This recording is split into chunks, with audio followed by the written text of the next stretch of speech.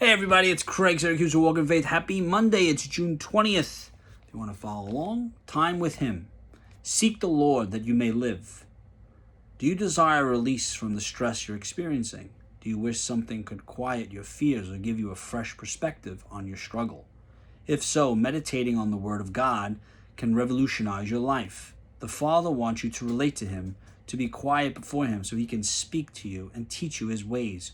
Unfortunately, you will miss His activity, direction, and intervention if you don't take the opportunity to listen to Him and know Him through His Word. Of course, life is busy, and you may think you don't really have time to sit in His presence, but realize that when you forfeit your relationship with Christ, you lose much more than just time. You miss His joy, peace, power, love, and wisdom, and even the very purpose for which you were created. Friend, the Father loves you intimately with a depth that can only be measured.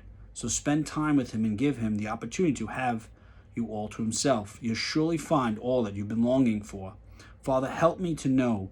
Teach me your way so I may love you more and obey you faithfully. Amen. In His presence, learn from Him. So this pretty much encompasses everything we talk about.